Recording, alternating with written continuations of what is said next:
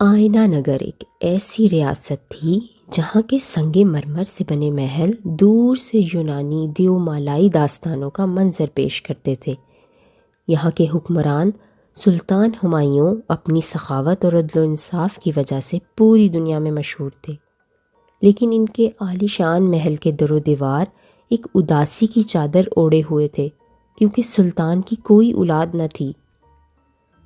ایک سرد رات جب محل کے باہر برف باری ہو رہی تھی، ایک پراسرار درویش نے دستک دی۔ اس کے ہاتھ میں ایک صندوقچہ تھا جس میں موم سے تراشی گئی ایک ایسی شہزادی تھی جس کی خوبصورتی دیکھ کر انسان اپنی پلکیں جھپکانا بھول جائے۔ درویش نے کہا، اے سلطان، یہ موم کا تراشا ہوا شاہکار آپ کی محبت سے زندہ تو ہو جائے گا، لیکن یاد رکھنا، یہ جذبوں کی تپش اور سورج کی حرارت برداشت نہیں کر سکے گی۔ جس دن اس کے دل میں انسانوں جیسی تڑپ پیدا ہوئی یا اس پر سورج کا سایہ پڑا، یہ پگھل کر فنا ہو جائے گی۔ سلطان نے اس شہزادی کا نام گل مہر رکھا۔ سلطان ہمایوں اپنی بیٹی کی زندگی بچانے کے لیے ایک انوکھا محل تعمیر کروایا جسے کیسر یخ، برف کا محل کہا جاتا تھا۔ اس محل کی دیواریں اتنی موٹی تھیں کہ باہر کی تپش اندر قدم نہیں رکھ سکتی تھی۔ گل مہر اسی ٹھنڈک میں پلی بڑھی۔ اس کی جلد دودھ جیسی سفید، آنکھیں نیلم کی طرح شفاف تھیں۔ اسے کبھی یہ نہیں بتایا گیا کہ وہ عام انسانوں سے مختلف ہے۔ اس کے لیے زندگی کا مطلب صرف خاموشی، ٹھنڈک اور محل کی نیلی روشنی تھی۔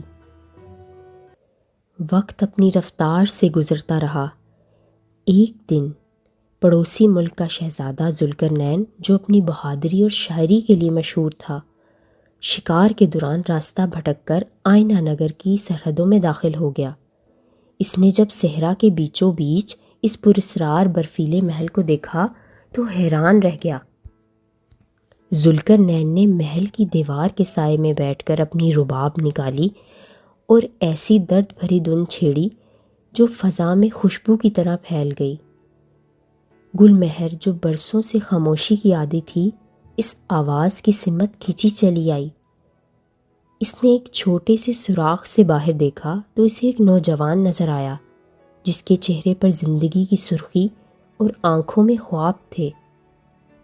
ذوالقرنین اور گل مہر کی ملاقاتیں پردوں کے پیچھے ہونے لگیں۔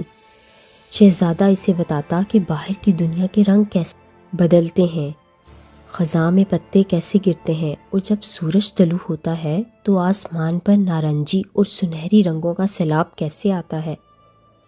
گل مہر کے موم جیسے دل میں پہلی بار ایک عجیب سی تپش محسوس ہونے لگی۔ یہ محبت کی تپش تھی جس سے اسے پہلے ہی ڈرایا گیا تھا۔ اس نے ذوالقرنین سے کہا، ذوالقرنین، میں اس قید سے تھک گئی ہوں، مجھے سورج دیکھنا ہے جس کی تم اتنی تعریف کرتے ہو۔ مجھے وہ گرم ہوا محسوس کرنی ہے جو تمہارے دیس سے آتی ہے۔ شہزادے کو درویش کی وارننگ کا علم نہ تھا۔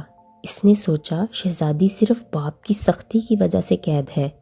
اس نے وعدہ کیا کہ وہ اگلی صبح کی اسے پہلی کرن دکھائے گا۔ فجر کا وقت تھا۔ ذوالقرنین نے گل مہر کو محل کے خفیہ راستے سے باہر نکالا۔ جیسے ہی وہ دونوں ایک کھلی وادی میں پہنچے، آسمان پر لالی چھانے لگی۔ گل مہر نے پہلی بار کھلی فضا میں سانس لی۔ اس نے گھاس پر شبنم کے قطرے دیکھے اور پرندوں کا شور سنا۔ جیسے ہی سورج کا پہلا کنارہ نمودار ہوا، اس کی سنہری کرنیں گل مہر کے چہرے پر پڑیں۔ وہ خوشی سے جھوم اٹھی، لیکن چند ہی لمحوں بعد اسے محسوس ہوا کہ اس کے پیر زمین چھوڑ رہے ہیں، اس کے ہاتھ نرم پڑنے لگے ہیں اور اس کے چہرے سے سفید قطرے بہنے لگے ہیں۔ ذوالقرنین گھبرا گیا۔ گل مہر، تمہیں کیا ہو رہا ہے؟ گل مہر نے مسکراتے ہوئے اپنا ہاتھ ذوالقرنین کے ہاتھ میں دیا جو اب تیزی سے پگھل رہا تھا۔ اس نے نخیف آواز میں کہا، غم نہ کرنا ذوالقرنین، میں نے برسوں کی بے جان زندگی کے بدلے سچائی کے چند لمحے خرید لیے ہیں۔ ایک موم کی شہزادی کے لیے سورج کو دیکھ لینا ہی اس کی معراج ہے۔ سلطان ہمایوں جب وہاں پہنچے تو وہاں صرف شہزادہ ذوالقرنین بیٹھا زاروں قطار رو رہا تھا۔ اس کے سامنے گھاس پر موم کا ایک ڈھیر تھا جس کے عین درمیان ایک سرخ یاقوت چمک رہا تھا۔ یہ شہزادی کا وہ دل تھا جو محبت کی تپش سے پتھر کا ہو گیا تھا۔ سلطان نے وہ یاقوت اپنے پاس رکھ لیا اور اس جگہ پر ایک عظیم الشان یادگار بنوائی۔ شہزادہ ذوالقرنین نے اپنی باقی زندگی اسی وادی میں گزاری، جہاں وہ ہر صبح سورج نکلنے پر اپنی رباب سے وہی دھن بجاتا تھا جو اس نے پہلی بار گل مہر کے لیے بجائی تھی۔